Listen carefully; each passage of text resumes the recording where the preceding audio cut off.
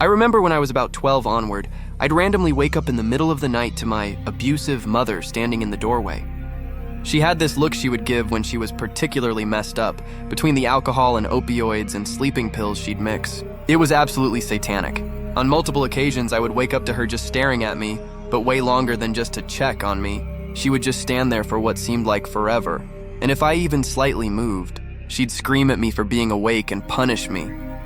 One day, my dad called me out to the living room, and my mother is there looking pretty concerned, telling him he was taking things too far. He tells me, "Your mom says you've been laying in bed crying at night because you're afraid someone's going to come in your room and kill you? What's that about?" I was totally confused and just blew it off as one of my mom's drunk high delusions and told him I absolutely didn't.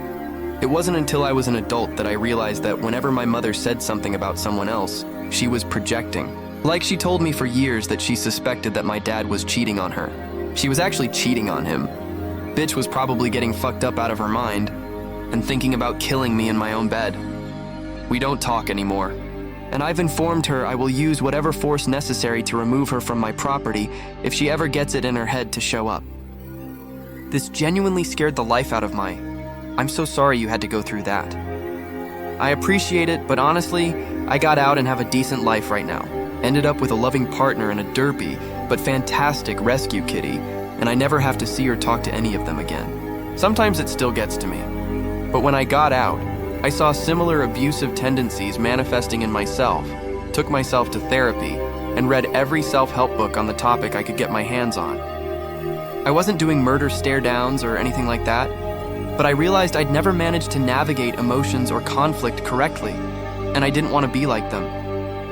It sucks that the cycle of abuse didn't stop until me, but I figure I might as well be the one to stop it. I didn't have the coping skills or emotional head start that some people are fortunate enough to get, but I made it where I need to be. Comparison is the thief of happiness anyway. I've lived in a small mountain town in Colorado for 17 years. When my friends and I got our licenses, we'd drive around in the mountains when we got bored. This one area we went to frequently is beautiful, but it's known to be pretty sketchy. People shoot guns in the wrong areas. There's a lot of drug use when people party, and bodies have been occasionally found back there. We were driving around one night when we suddenly passed a man walking on the road. It was weird because we hadn't seen him in the headlights initially. It was more like he appeared out of nowhere as we were passing him. I thought he was walking a little weird as I looked back at him, so I asked my friend to stop. Maybe he was hurt or something. He paused for like 10 seconds when we stopped, and then he started running at the vehicle. Not a, "oh shit, let me catch up to them real quick" jog with a wave or anything like that. A full-blown sprint like he had a personal vendetta against us. It freaked us out and my friend hit the gas again. We did call the police just to make sure we didn't leave him in danger, but didn't hear anything else about it. And this is more lighthearted. But when the Game Until Dawn first came out, I was freshly living alone in my own place for the first time at 22. I was petrified of the dark for weeks after watching the playthrough. I had to start sleeping with a light on because I was having nightmares, and I was genuinely so terrified of the monsters in that game potentially busting in through my sliding door windows. I couldn't even bring myself to move around in my bed to adjust and get comfortable. I knew it was ridiculous, but just couldn't shake that fear for weeks. When I was about 9 or 10, there was a child abductor and murderer that was in the local news. Both of my parents were local police officers. My dad was working on the case, I think. My parents talked about it a lot in passing. One thing they specifically talked about was the white van with a circular window on the side of the van. Well, during that time, I was in a knee brace due to recurrent knee dislocations.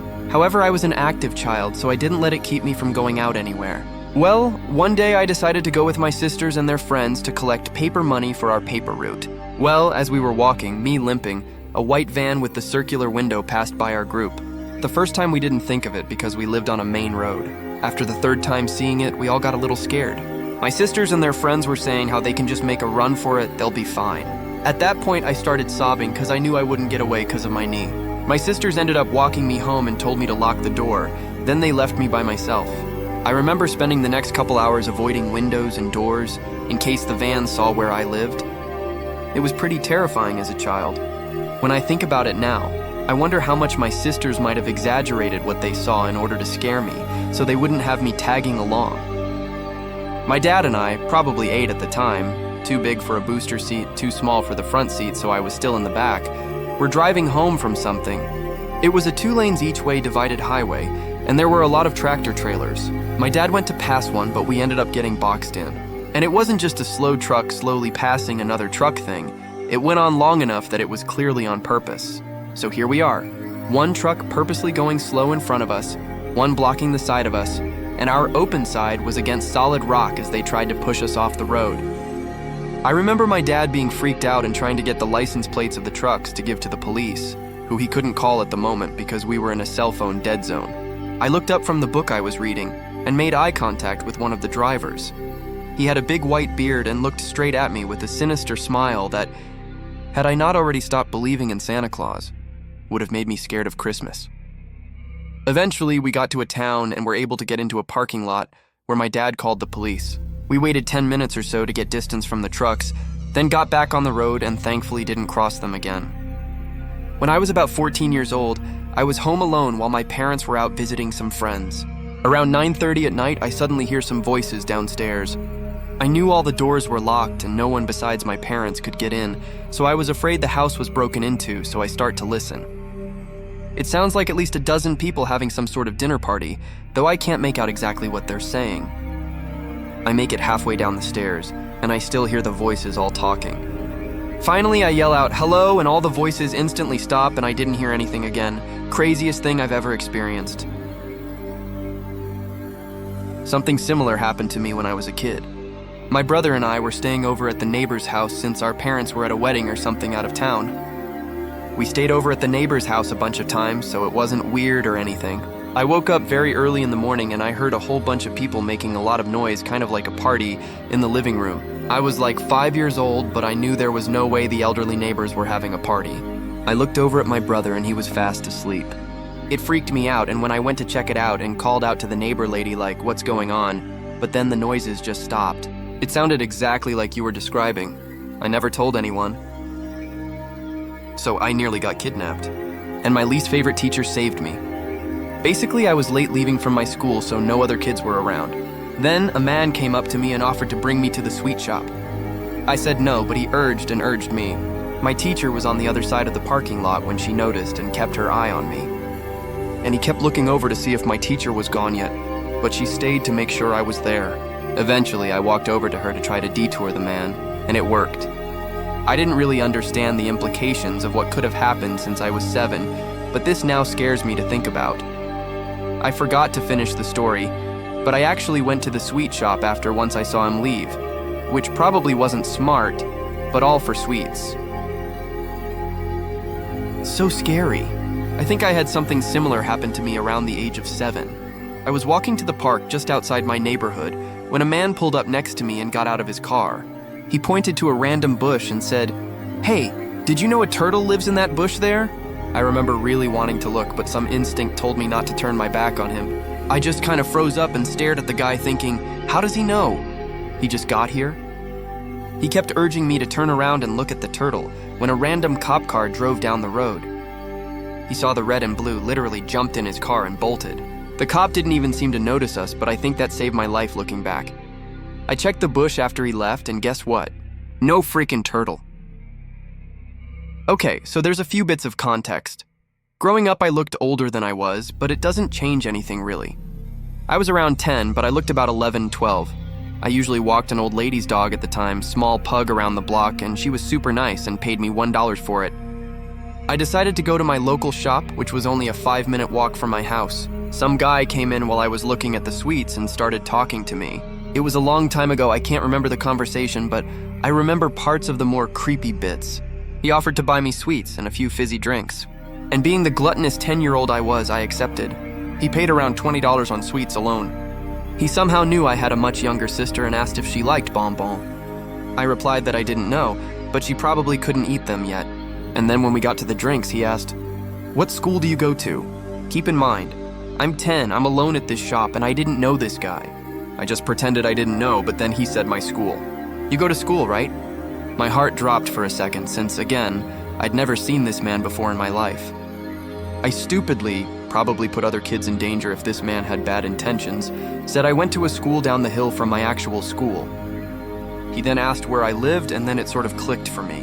If my parents knew who this man was and he lived around the area, He'd probably know where I stayed, so why did he ask? I replied, next to the train station opposite, and again he replied with another answer that scared me. I've seen you walking from your street. As a 10-year-old, I was terrified. Not only from the fact, one, why would he spend $20 on sweets alone, altogether? The drinks, sweets, crisps came to almost 30. But why is he asking questions to me? Someone he didn't know, expecting an answer he knew? I nervously laughed, and once he paid, he asked if I wanted him to walk me home since it was late. It was midsummer between 7 to 9 p.m., so still light enough I could see. I declined and told him my dad was waiting for me. I walked down a certain street that turns to the train station, but also turns to my actual street, also the same street friends and other people who knew me lived, so I felt more safe. He did, however, walk me to the start of the street, but before the turn I said my dad was at the end waiting for me in his car. I ran home, never talked about it to my mom. She did question me about where I had gotten the stuff from. I lied and said I found money. Never saw him again, like ever. So I assume he didn't even live near me. Might not be super creepy, but still creepy enough to myself to wonder what I was doing. When I was in elementary school, probably 8 or 9, we were all on the playground. Probably like 100 kids throughout all the outdoor areas of the playground, teachers, etc., basketball court, jungle gym, random field areas, etc., middle of the day at recess.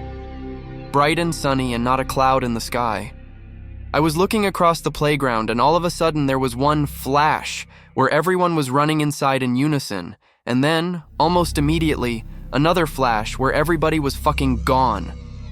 Not a single other soul on the playground, and the sky was suddenly very dark and cloudy and stormy. And at the second flash, there was an extremely loud crack of thunder that rumbled and echoed for what seemed like minutes. It was clearly later in the day, and I was so fucking confused. I made my way back to the classroom, and it was probably 5 minutes before the final dismissal bell rang. The teacher was asking me where had I been, and I got in trouble. I'm guessing I fell asleep or something, but holy shit, man. I've never experienced anything like that before or since. The park down the street my mom took us to play and walk the dogs. It was large, with some very isolated areas that became the woods once you took certain paths. We lived in a bad neighborhood, but I didn't really understand that. Lots of creepy shit went down there, but we never stopped going and generally went almost daily. Some examples: a certain isolated section was a hangout for paint sniffers. They would lie in tall grass and get high, so you couldn't see them unless you were basically on top of them. They were sketchy, disheveled, high as fuck, and usually had metallic paint on their hands and faces. Hearing spray paint cans rattle still gives me chills. There was what looked like a kid's stick fort, but was clearly where a homeless person was living. Obviously, homeless people aren't inherently creepy, but my mom let us play in it among their things. That was irresponsible, potentially dangerous, and rude. We never saw the person or people living there somehow, but I wonder if they saw us. We came across several sorts of traps on the paths to the fort, though. Metal wires strung across the path fastened to branches at neck height, sharp sticks stuck up in the ground, stuff like that. This was in the Midwest, and there was a lake right there too, so when it iced over during the winter, we walked on it. But my mom also let us walk on it when it started to thaw. I remember walking on it, seeing the water bubble and move underneath and feeling how soft the thawing ice felt. I was nervous, but I didn't fully know better or how incredibly dangerous this was. One year there was a serial killer operating in the area, and the secluded woodsy place was where he was burning and dumping the bodies of his victims. We still went there all the time. Looking back, I low-key wonder if my mom was like trying to kill us. Like, not really, but kind of. She was in a terribly abusive relationship, and when I think about her life, then she must have been really unhappy. Aside from what I'm describing here, she was a great mom who was incredibly loving and responsible, but this all makes me absolutely cringe and get goosebumps when I think back on it. 10 years old me. A new family had recently moved in and had set up a shrine with a face on a tree and candles in the backyard. Irrelevant other than for context of creepiness. We became friends with the girl in the family, who began telling us that her house was haunted. We were intrigued, as any good 10-year-old would be, but given their weirdness, we thought nothing of it. One day, playing in the yard with her, a disheveled-looking man comes running out the front door, followed by the family. He proceeded to run, full speed, into the woods with the dad yelling at him. Come to find out, dude had been living in their attic and had been keeping it locked from the inside. The dad finally pried it open, chase ensuing. To this day, I check under, inside, above, behind, and outside of every house I have ever lived in, and regularly clear corners when I get home. Creepy as fuck. Interesting that you mentioned that. I rented a 3-story house back 12 years ago. I was never given a key to the 3rd floor and assumed it was just junk and storage. Turns out there was a crazy woman living up there. There was no bathroom, so she was using 5-gallon buckets and pouring them out in the storm drain. We only found out she was up there after I bug-bombed the absolute hell out of the house, and it drove a ton of nasties upstairs, prompting her to toss furniture out the window and burn it in the backyard. Yes, I am 100% serious. I had something similar when I was in college. I rented a terraced townhouse with my cousin for the summer so we could be close to our jobs. It was a college let most of the year and was 3 stories with a professional guy living in the basement year-round. He was sound, totally normal. Well, with only 2 of us living there, we noticed weird little things like bedroom doors being open that weren't in use, candles and ornaments being moved around, oven door left open repeatedly, money went missing. All small, and we both assumed it was the other person. Until happy birthday balloons appeared scattered in the sitting room one day, right around my cousin's birthday. She thanked me for them, but it wasn't me. I was alone one night and heard heavy footsteps coming up the stairs. I crept along to the bedroom door that was already locked and saw shadows on the other side. I froze and they went away eventually. After this, we asked the guy in the basement about the events, who confirmed that the students always had strange things happening, but with 7 to 8 of them in the house normally, they all blamed each other. Turns out the attics of the entire terrace were linked, and there was likely someone living up there. And they had keys to the bedrooms and the front door of this house because locks hadn't been changed in years and years. I'll never live in an old house again. I always had this early childhood memory of a time we went to visit some family in Florida. I don't know how old I was, but somewhere between 6 to 8 years old, I think. I went on a walk around the block with my uncle, and he said something like, "Hey, my friend lives here. Let's stop in and say hi for just a minute." The next memory I have, we are in the living room. The furniture, carpet, etc. is all that very 80s brown, green, mustard earth tones, and it is dimly lit because the curtains are closed. I'm sitting on the couch being bored or something while my uncle talked to this guy, not paying attention until I could hear my uncle's voice getting louder. I hear his friend saying something like, "Come on, man. I'll trade you an 8-ball for an hour with the kid." It stuck out in my mind because I knew what an 8-ball was in the context of the magic 8-ball, and didn't understand why this guy wanted to give one to my uncle. My uncle seemed mad, and I didn't understand that either, and we left right after. I don't remember talking about it with my uncle.